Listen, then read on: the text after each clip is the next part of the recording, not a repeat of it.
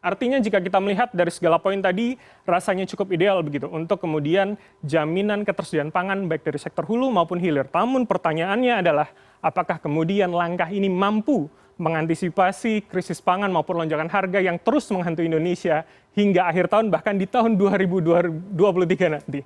Dan untuk menjawabnya telah bergabung bersama kami melalui sambungan Zoom. Pertama adalah Kepala Badan Pangan Nasional Pak Arief Prasetyo Adi. Pak Arief, halo selamat malam.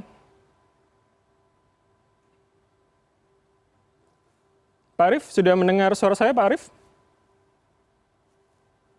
Baik, kemudian ada pengamat kebijakan publik, Pak Trubus Rahadiansyah. Selamat malam Pak Trubus. Selamat malam Mas. Baik, saya akan ke Pak Trubus terlebih dahulu. Jika kita melihat skemanya begitu ini cukup rasanya ideal dari sektor hulu dan hilir, apakah Anda kemudian melihat ini mampu Pak, menjamin kemudian ketersediaan pangan kita secara nasional, atau jangan-jangan dengan aturan yang cukup ideal ini kita tidak perlu impor begitu? Bagaimana Anda melihat Pak Trubus?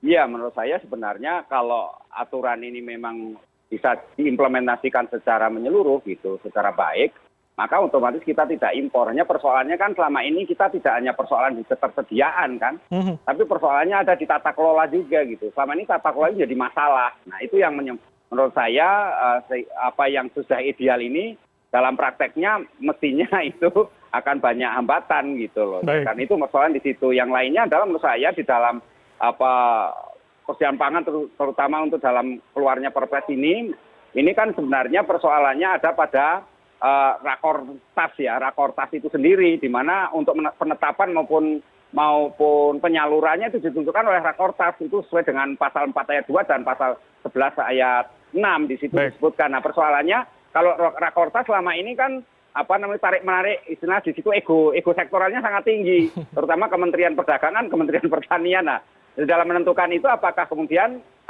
penetapan 11 itu sendiri apa nantinya di dalam implementasinya tidak terjadi, saya takutnya terjadi deadlock gitu. Kalau deadlock terus gimana itu kan gitu. Artinya ini kan persoalan kemudian tidak sesederhana yang kita bayangkan bahwa ini akan menjamin bahwa ketersediaan pangan itu sampai 2023 itu nilai positif. Harapan kita sih positif gitu, tetapi ya tentu ini harus dilihat secara menyeluruh Mas. Baik Pak Trubus, Anda menarik ini mengatakan bahwa jika kita lihat selama ini polanya akan cukup banyak tantangan, misalkan seperti koordinasi antar kementerian atau lembaga ini menjadi salah satu tantangan diselesaikan. Apakah kemudian aturan Perpres 125 ini menjadi optimisme baru atau jangan-jangan kita akan mengulang pola saja Pak Trubus? Seperti apa menurut Anda?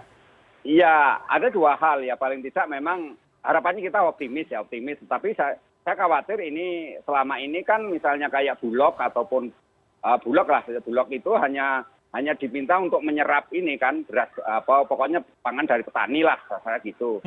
Kemudian yang terjadi ketika dibeli itu kan dengan harga yang misalnya dananya dana ini kan dana umum lah gitu, dana umum bank berbunga.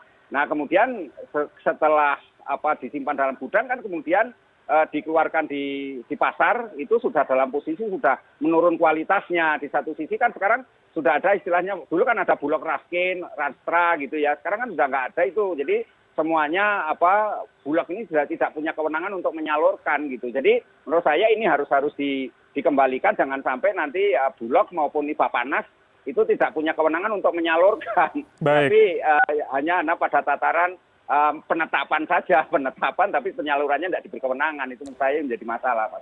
Baik. Untuk menjawabnya sepertinya sudah tersambung bersama kami Kepala Badan Pangan Nasional Pak Arief Prasetyo Adi. Pak Arief, selamat malam. Assalamualaikum. Waalaikumsalam, selamat malam Mas Bram. Baik, selamat malam, salam sehat Pak Arief. Pak Arief, kemudian Pak Trubus sudah menyebutkan tadi ada kekhawatiran ketika kita lihat skemanya cukup ideal begitu, tapi jangan-jangan nanti ditakutkan Badan Pangan Nasional maupun Bulog hanya kemudian pada urusan regulasinya saja, tapi tidak maksimal, optimal begitu, apalagi kemudian ditakutkan ada koordinasi antar lembaga yang masih menjadi hambatan Pak dalam penyaluran hingga sektor hilir. Seperti apa Pak Arief menjawabnya? Ya, pertama-tama saya ucapkan terima kasih kepada CNN sehingga saya dapat menjelaskan beberapa hal mengenai Perpres 125 tahun 2022. Yang pertama, hari ini kita harusnya mengapresiasi Bapak Presiden karena beliau secara cermat dan seksama ya, menerbitkan Perpres ini tentunya dengan proses yang cukup mengambil waktu banyak dari beberapa kementerian dan lembaga untuk harmonisasi. Karena kalau Perpres itu kan tidak boleh bertabrakan, ya. Dan apresiasi juga setinggi-tingginya kepada seluruh kementerian lembaga yang memang dapat menerbitkan Perpres 125 ini. Baik. Kemudian tadi disampaikan apakah nanti eksekusinya akan berhasil. Nah, ini memang harus dikerjakan dan detailkan. Sehingga setelah selesai Perpres 125 ini, kami di Badan Pangan Nasional itu mulai membuat aturan-aturan turunan. Sehingga nanti kita bekerja itu sudah ada semacam SOP, guidance, ya, dengan turunan-turunan dari Perpres 125 ini. Baik. Baik, sejauh ini Pak Arief, jika Anda katakan tadi sudah akan membuat begitu aturan turunan dari Perpres 125 ini, apakah kemudian ini akan mampu menjamin begitu stok pangan di Indonesia paling tidak di 2023 akan aman? Apalagi kita tahu ini cakupannya cukup luas dari sektor hulu hingga hilir begitu Pak. Ini kan cukup banyak dan cukup luas rasanya. Seperti apa? Kenapa dari hulu sampai hilir? Karena bicara pangan, kita nggak bisa sepotong-sepotong. Jadi tadi Pak Trubus sampaikan bagaimana Badan Pangan Nasional, kemudian operasional Bulog. Ya. Ini nggak bisa sepotong-sepotong. Tentunya Badan Pangan Nasional kan kita ada tugas yang pertama mengenai ketersediaan dan stabilisasi pangan.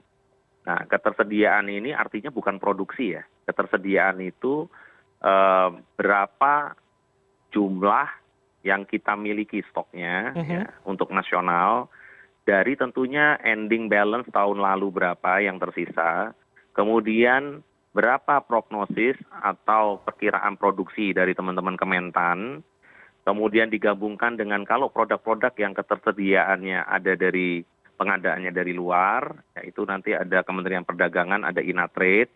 Sekarang ini kan sudah digitalisasi semua, kemudian kita bisa sama-sama kita collect, ya, kemudian ada senang dari Kemenko Perekonomian, kemudian pengeluarannya itu rata-rata 1 bulan itu berapa, sehingga neraca pangan ini menjadi awal, ya, sehingga ketersediaan kita tahu, dan berikutnya adalah untuk stabilisasi. Baik. Nah, baik, Pak Arief, ketika iya. ketika kemudian Pak Arief tadi menjelaskan skemanya begitu ya, ketika kita akan melihat ketersediaan maupun kebutuhan yang ada, apakah kemudian jangan-jangan ini kita masih akan impor Pak begitu ketika ketersediaannya kurang dari kebutuhan? Apakah kemudian ini tidak, padahal semangatnya saya yakin Perpres ini adalah bagaimana kita bisa berdaya sendiri dari bahan yang ada di dalam negeri begitu. Seperti apa kemudian nanti? Kalau Pak Presiden perintahnya jelas banget ya. Pada Menteri Pertanian, apapun yang bisa diproduksi di Indonesia, kerjakan. Sehingga kita punya skema untuk mulai mengurangi impor untuk produk-produk yang memang bisa diproduksi di Indonesia. Jadi ini tugasnya produksi adalah di Kementerian Pertanian.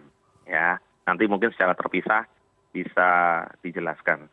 Tetapi untuk ketersediaan, tugas kita adalah menyediakan sesuai dengan kebutuhan. Baik, kemudian bagaimanapun kondisinya, ya kita harus bisa menyediakan, ketersediaan itu ada. Nah, yang kedua adalah harga.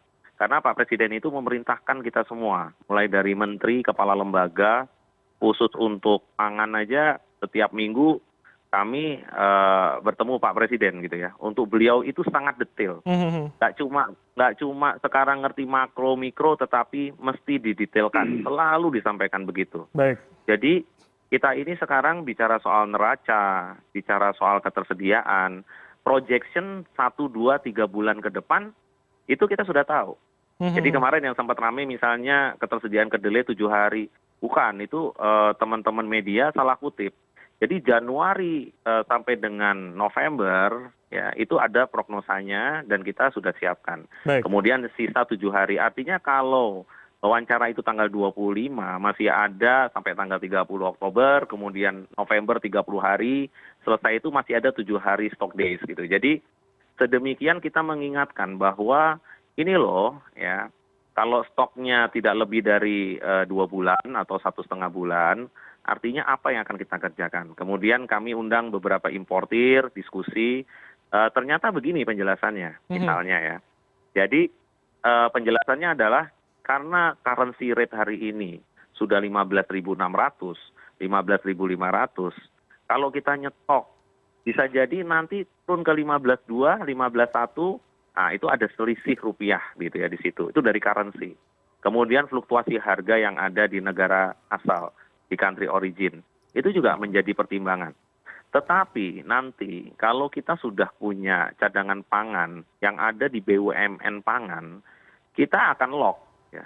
Tentunya nanti teman-teman paguyuban seperti yang tadi disampaikan, kemudian gabungan koperasi, tahu tempe se-Indonesia, harusnya nanti bekerjasama dengan Badan Pangan Nasional, duduk dengan Bulog, berapa keperluan untuk teman-teman pengrajin tahu tempe. Baik, baik. Dan berapa harga pokok produksi, kita hitung sama-sama yang berkontribusi untuk nanti variabel cost-nya menjadi berapa harga tempenya. Baik, Nah, baik Pak Arief. ini sekarang di Badan Pangan Nasional sudah memulai dan sudah mendiskusikan dan mendetailkan ini semua, begitu.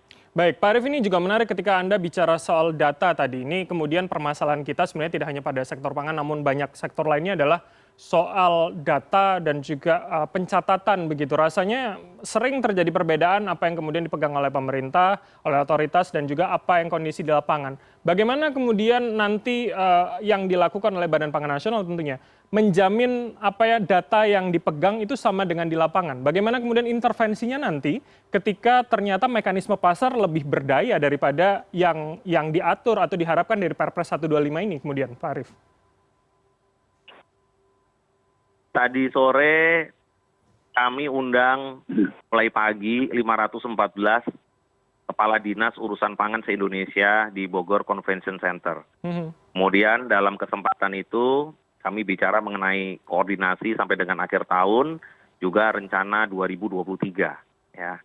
Kemudian kami undang Kepala BPS, ya, Pak Margo bersama jajaran ya, untuk menjelaskan kondisi mengenai akurasi data dan juga mengenai satu data nasional. Ini perintahnya Pak Presiden sekali lagi. Satu data nasional. Sehingga kita sekarang misalnya untuk hitungan padi, beras, ya, itu sudah ada metode KSA, kerangka sampling area. Ini pasti diketahui oleh banyak pihak dan akurasinya juga sangat baik, gitu ya, geospal dan lain-lain. Sehingga ya nanti ini semua kita akan gunakan data dari BPS. Tapi karena Badan Pangan Nasional ini harus melihat ketersediaan, berarti kalau ada barang impor yang masuk itu juga akan dikalkulasi. Atau barang yang diekspor juga dikalkulasi. Jadi di Perpres 66 tahun 2021 ya, mengenai kebutuhan pokok yang 9, kalau sekarang dengan Perpres ini malah tambah 2, tambah ikan dan minyak goreng, kita hitung ya berapa kebutuhan, berapa potensi ya yang akan kita dapatkan, berapa yang diperlukan untuk impor dan berapa realisasi impor. Ya, misal kalau misalnya daging kerbau, daging sapi, ya, itu ternyata private itu melakukan pengajuan, kemudian mendapat rekomtek dari Kementerian Pertanian, mendapatkan persetujuan impor dari Menteri Perdagangan, tetapi kalau realisasinya hanya 20%, itu kita question mark. Jadi kita sampaikan kepada Pak Menteri Perdagangan, Pak, ini kita evaluasi. Karena kalau tidak, nanti akan merusak neraca pangan kita. Baik. Sehingga pertanggungjawaban mulai dari rekomendasi impor, ya, kemudian untuk persetujuan impor, itu harus bersama kita semua mengerjakannya. Jadi neracanya ini ya adalah neraca yang benar-benar akurat, yang bisa dipertanggungjawabkan. Ya. Tentunya ke depan bukan cuma itu, early warning system harus bisa dibangun. Baik. Jadi kalau kita sudah tahu sekarang stok kedelai kurang lebih 1,5 bulan, berarti apa yang harus dilakukan?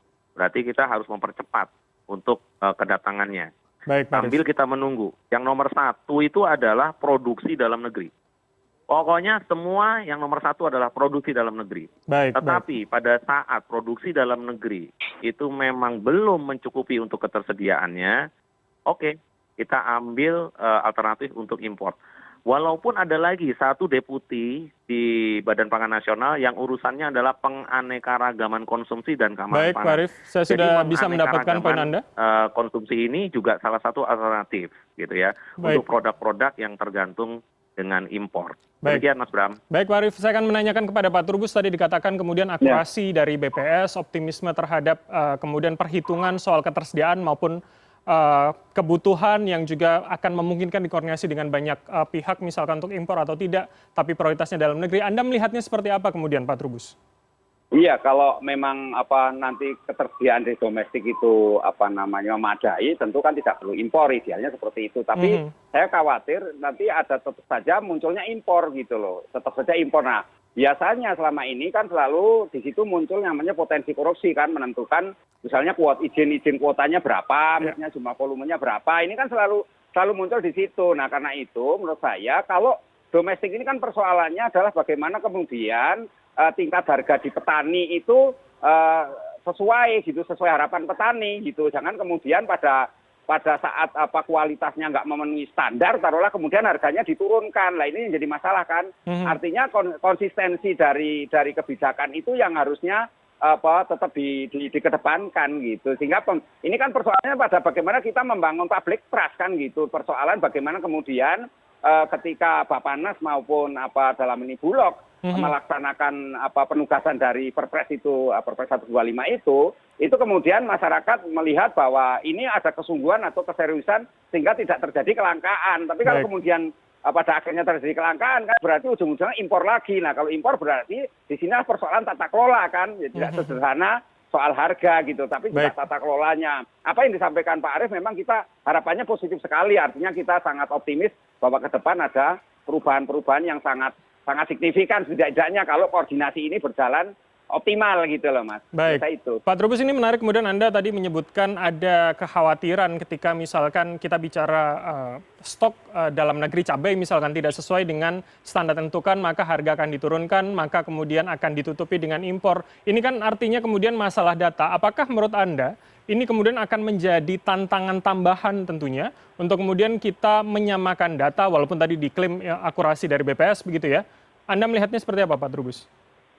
Iya, menurut saya sih memang persoalan akurasi data ini menjadi yang sangat serius ya, di mana kemudian seringkali perbedaan data ini yang menyebabkan kemudian pemerintah di dalam mengambil kebijakan sering tidak tepat sasaran gitu, atau dalam bahasa kerennya jadi seperti ragu-ragu juga, kegambangan juga ketika mengambil kebijakan yang sifatnya keberpihakan kepada masyarakat bawah atau petani ataupun peternak atau yang lainnya. Jadi menurut saya persoalan-persoalan data ini memang harus betul-betul dalam arti tidak hanya di dalam tataran atau wacana atau diskursus, tapi sudah merupakan data yang konkret sehingga ketika pengadaannya itu memang ada masalah atau tata kelolanya ada bermasalah, itu dengan serta-merta maka data itu otomatis dengan data yang sudah dinyatakan secara digital itu memang nanti di lapangannya relevan atau korelatif gitu ya. Jadi artinya ada kesamaan gitu. Yang khawatir itu kan kemudian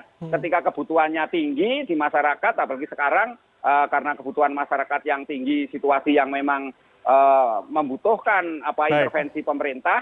Saya khawatir intervensi pemerintah ini di tingkat harga, kemudian di situ ada pihak-pihak tertentu yang mengambil keuntungan di sektor itu gitu loh Mas. Baik, ada kemudian pihak-pihak tidak bertanggung jawab begitu ya, mengambil keuntungan dari kondisi yang sulit. Oke, saya akan minta tanggapan dari Pak Arief. Pak Arief, kemudian ada beberapa ketakutan, apalagi soal data, sekali lagi ini menjadi tentu masalah kita yang terus-menerus. Apa kemudian jaminannya begitu, selain kalau Anda sebutkan akurasi dari BPS tentunya?